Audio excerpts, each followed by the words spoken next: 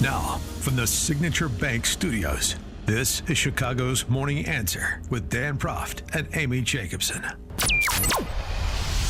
This is Chicago's Morning Answer with Dan Proft and Amy Jacobson on AM 560. The Answer.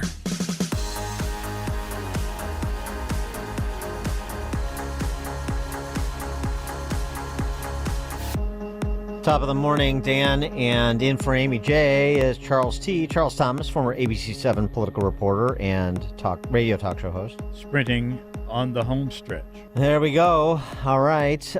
We have more from Putin's sit-down with Tucker Carlson, including his contention, I'm talking about Putin's, that the invasion of Crimea in 2014, they didn't start that. The subsequent invasion of Ukraine in 2022, they didn't start that. This was all triggered first by a coup that ousted Yanukovych, the prime minister at the time, then the rejection of the Minsk agreements by Ukraine and, by extension, the West, the push. The rejection of the Minsk agreements by the West and vis-a-vis the NATO expansion east is essentially the argument that he makes. Here's him making it. They included lots of elements of those Donbas territories' independence. That's true.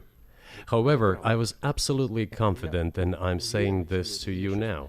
I honestly believe that if we managed to convince the residents of Donbas, and we had to work hard to convince them to return to the Ukrainian statehood, then gradually the wounds would start to heal.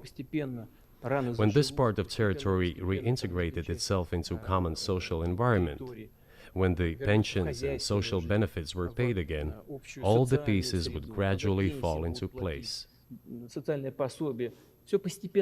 No, nobody wanted that.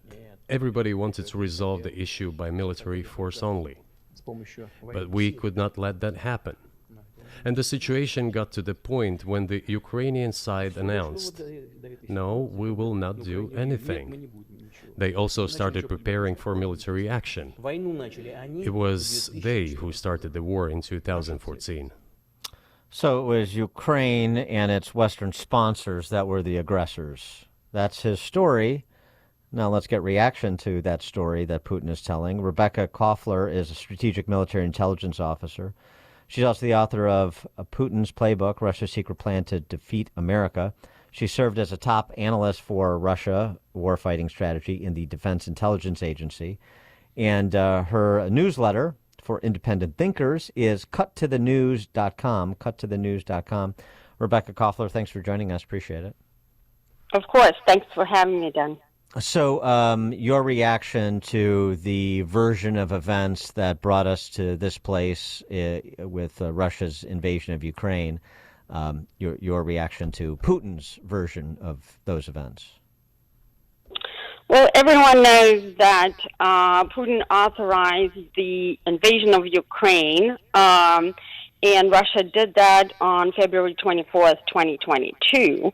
What Putin meant when he was accusing the West of initiating the invasion is his motivation for doing that. And his motivation is to restore what Russia believes its strategic security perimeter, of which Ukraine is part of, and that strategic security perimeter since the collapse of the Soviet Union in 1991, reduced from 1,000 miles between NATO, which is an adversarial alliance created specifically with the purpose of countering the USSR, it reduced to 100 miles. That is less than between Washington and New York. And no sane military commander would allow this sort of proximity, including if the United States were faced with the possibility of having China or Russia as close as Mexico or Canada. We wouldn't allow that. And that's what Putin means. But he likes to accuse the West of things, and he wants to manipulate everyone's opinions. And that's his style as a former KGB intelligence officer. Well, right. So, but I mean, in terms of the accuracy that it was a coup, and then it was the failure to abide NATO expansion east. That was a broken promise. In point of fact, he actually told a story about his conversation he allegedly had with Bill Clinton before he was out the door at the turn of the century, and just before the turn of the century, that would there be any possibility for Russia to join NATO? And Bill Clinton said, I don't know, maybe. Then he came back to him later, this is according to Putin, came back to him later, said, no, that's a non-starter. So Putin wanted to be a peacemaker between the EU and America and the East, and he was rebuffed. And then there were broken promises in terms of we won't expand NATO eastward. And then that happened multiple times in terms of the inclusion of new countries. And that takes us all the way to this coup in Ukraine that ousted Yanukovych, and then the failure to abide of Ukraine to abide the Minsk agreement. I mean, so that's his run-up. That's his explanation. Every turn, I tried to be a peacemaker. I tried to have rapprochement with the West, and I was rebuffed or they lied to me. The accuracy of that characterization of world events over the last 20 years. So Putin is never a peacemaker. It's just simply not his style. He's a former KGB officer who was trained and on the idea that USA was always adversary number one, главный противник in Russian, of USSR and now Russia. And for decades, Russia was preparing for a war that it believes is inevitable. That's the assessment of the Russian General Staff. It's inevitable between the United States and Russia over the control of what Moscow perceives its strategic security perimeter, which is all the former Soviet states. And so everything that Putin says is within that context. Yes, NATO indeed has expanded to include multiple states that were part of USSR's sphere of influence, most importantly the Baltics. But the Russians don't have claims on the Baltics. They would never, attack Lithuania, Latvia, or Estonia. But Putin drew the red line with Ukraine and Georgia. And so, yes, the confrontation has been brewing between the two. We were on the collision I understand that, but the past 2 decades. Yeah, I understand, but he's saying the West is the aggressor and the instigator, and I want you to react to whether or not that is a fair assessment, or if that's just if that's propaganda. Of course it's propaganda. Everything that Putin says is propaganda. It doesn't mean that it's not true that NATO has expanded to include those states, right? Everything Putin says is supposed to manipulate the opinion of both his domestic audience and Americans. Right. And no, NATO is not an aggressor. NATO never invaded Russia. But what Putin is fearing, and that's kind of, some people call it the Russian paranoia, is a potential fragmentation of Russia.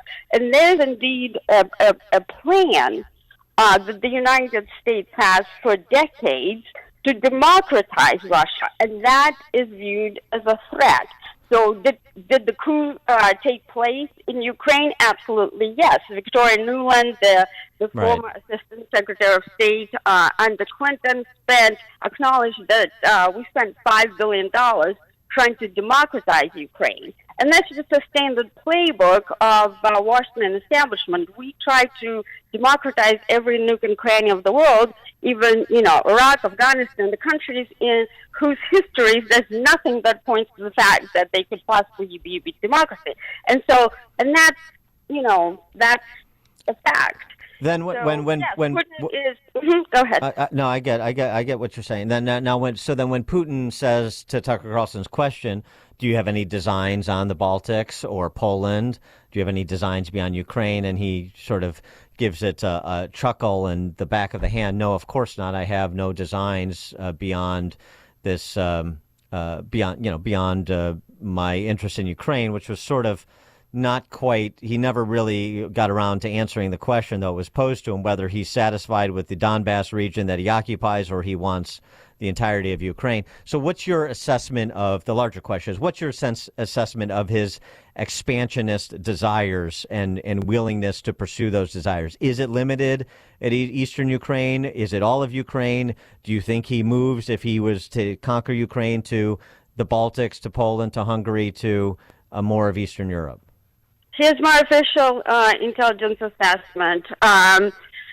Putin does not have plans, and there's no intelligence to support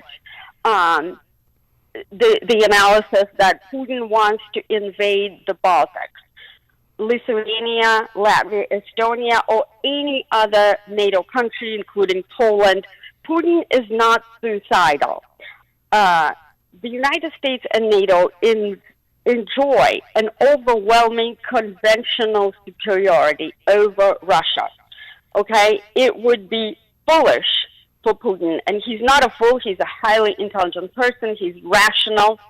No, that is not on the table. But when it comes to Ukraine, Georgia, he will not spare anything, any resources, any lives, and as we know, the Russian armed forces are 3 times larger than Ukrainians. Ukrainian, victory is just simply mathematically impossible. Would Putin accept only eastern Ukraine and settle the conflict? In the beginning of the war, my intelligence analysis was that yes, because things did not go well for Putin, or as fast as he was hoping to. At this point, my analysis has changed. I don't believe Putin will be satisfied with only eastern Ukraine. Why is that? It's because, again, he's a rational thinker. He has assessed what our capabilities are, and regretfully, the Pentagon has emptied out practically our weapons arsenal, having funneled $200 billion worth of equipment to Ukraine. We're also having trouble recruiting our own armed forces, because of various, reasons. Right. The Pentagon is trying to brainwash with Marxist ideologies our military officers and all of those things. Also, our economy, the sanctions backfired at us. We also have an election season, and also the reason Biden, in the very beginning, stated very clearly that he would never deploy U.S. forces into the theater in Ukraine is because, he boxed himself in, because Russia has developed a highly sophisticated strategy that includes tactical nuclear weapons and cyber weapons, and they hold U.S. homeland at risk. And I've written a lot about it on Fox News website, in New York Post, and I have another piece coming up next week on Russian cyber capabilities. And so right now, I think not only Putin wants the entire Ukraine, not to absorb it as part of Russia, but what he wants is control over it. He wants regime change. Client state. And he also wants to humiliate NATO. He wants Biden and NATO to beg him to settle. Because, again, Russia enjoys an overwhelming military and economic advantage over Ukraine. And while we were bleeding Russia, we are also bleeding ourselves out. And Putin believes that he is in a good position to negotiate now. Rebekah Koffler, strategic military intelligence officer, author of the book Putin's Playbook, Russia's Secret Plan to Defeat America. She served as a top intelligence analyst for Russian warfighting strategy in the Defense Intelligence Agency, and her newsletter is cuttothenews.com. Rebekah Koffler, thanks for joining us. Appreciate it. Thanks for having me. And she joined us on the Turnkey.Pro answer line. Hear about the big stories of the day. then talk about them right here on Chicago's Morning Answer on AM 560. The Answer. Imagine what your future looks like. Is the picture a little blurry? Hey, it's Sean Thompson here for Alpha Wealth.